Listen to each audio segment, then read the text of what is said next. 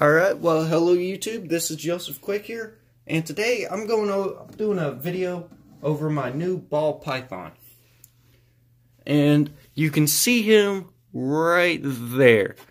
That is my new ball python. At the moment, I've named him Buddy, just for the time being. Okay? And right now, I've just got a basic setup for him. Nothing too big, nothing too small. Just trying to get started. And this tank here is probably the perfect size for him. Well, maybe a little bit on the smaller side. But all in all, this setup here is probably decent enough for him for the moment. But, so, for those of you that didn't know, ball pythons are found out in the desert, primarily in termite mounds, where they can feed on rodents and other things like that. And the climate in termite mounds are humid air and dry, sometimes a little moist.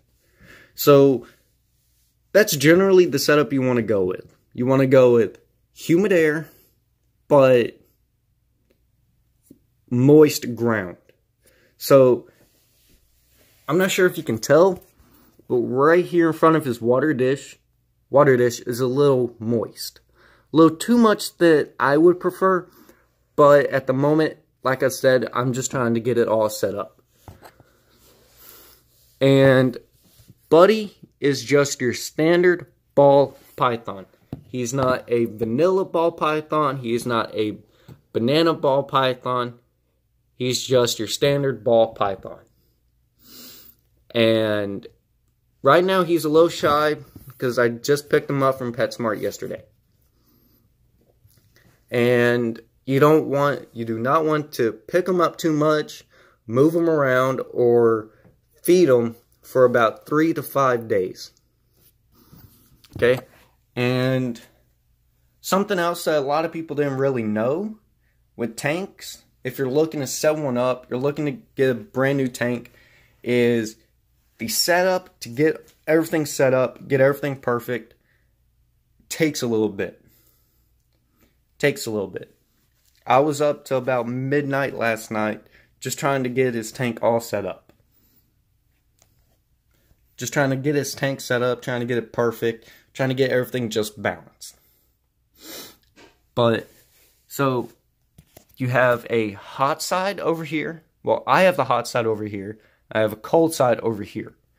The hot side is supposed to be around 90 degrees. Around 90 degrees. And right now it is at 92 degrees. And the cold side is supposed to be anywhere from 80. Let me check on that before I say something wrong. Okay, and at PetSmart I picked up this little pamphlet here that goes over the basics. Okay, warm side, 90 degrees, 32 degrees Celsius. Cool side is 80 to 85 degrees Fahrenheit. And the night temperature is supposed to be 70 to 80 degrees Fahrenheit. So, that at the moment is where I'm trying to get it at. Of course, the hot side's probably going to be a little bit hotter than it's supposed to whenever you're first setting up. But just try your hardest to get it balanced and try to get it close. Like right now, the cold side is 90 degrees. So, this is the cold side, and I'm trying to get it all set up. But, just to go over the basics of what all I have in here, is I have one hiding spot, which is just a half log that I picked up at PetSmart. As the bedding, I have it as New Zealand Sphagnum sphagnum moss. And this is just to give him some bedding, to give him a little bit of cushion for whenever he goes over here to the hot side and sleeps at night. And there's also a heating pad underneath here. And I'll go over, here that is. And I'll go over everything else that I've got in this enclosure whenever I do the first clean. Whenever I do the first full clean, maybe in a month, maybe in 2 months, I will go over how I have it set up and everything else. Okay?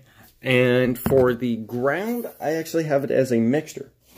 I have tropical mix bedding as the primary base, and then I have some Repti bark. And this is the Repti bark. Just that way there's a little bit of additional textures in there for him. And whenever you have a ball python, whenever they go into shedding, you want there to be plenty of rough surfaces for them to rub across and help break their shedding up.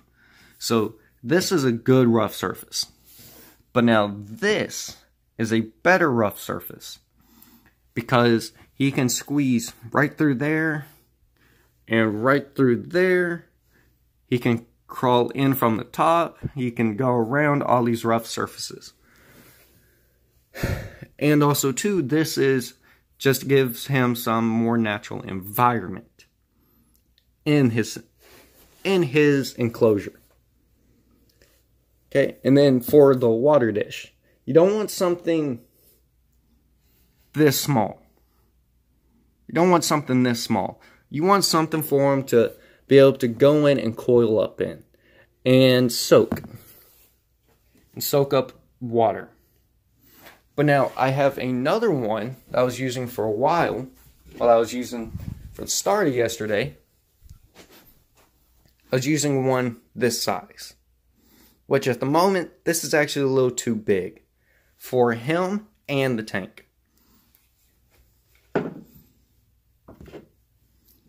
Okay, and then for the water, I'm just using straight tap water and a spray bottle with some ReptiSafe.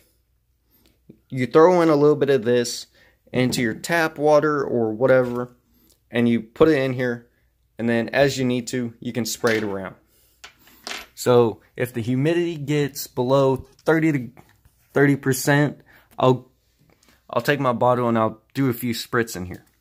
I'll do some up here in this corner, that corner, back over in here, back in here, and I'll do one big spritz somewhere right up in here in the center. And I tried to get him out for this video so you guys could see him better, but he's not in the mood to come out at the moment.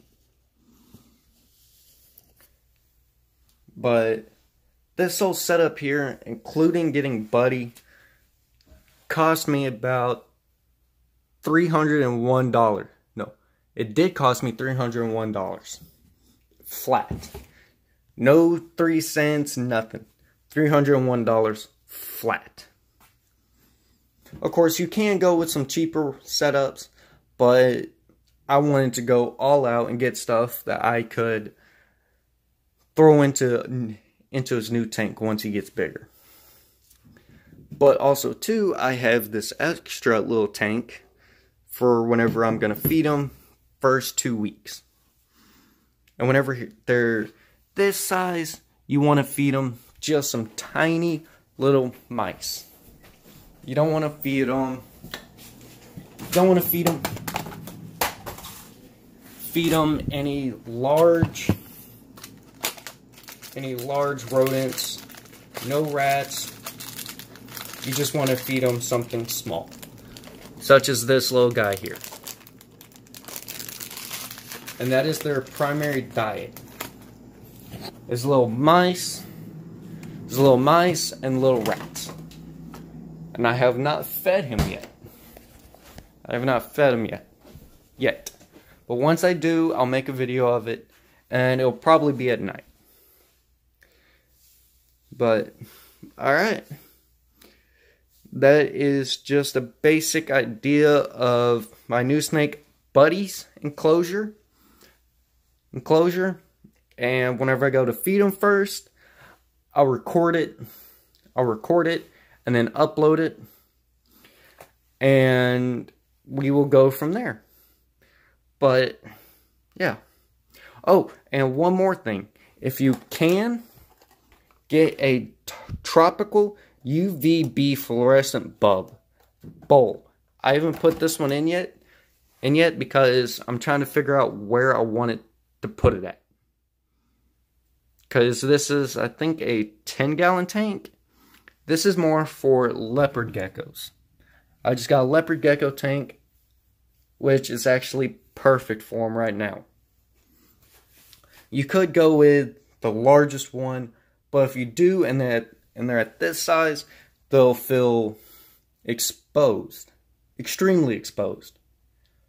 But as he grows and everything else, there will be more and more videos about him. So I'm hoping to do a video with him, of him just holding him in my hand, giving more details about the ball python and what they like, what they don't like, and things like that. But you have to remember too, every snake is different. They're like people. You may have one snake that's essentially a dog. But then you may have some that are just, leave me alone, feed me, hold me whenever you want, but don't play with me. Things like that. But, alright, this is the end of the video. Remember, be safe, be ready, and always stay prepared.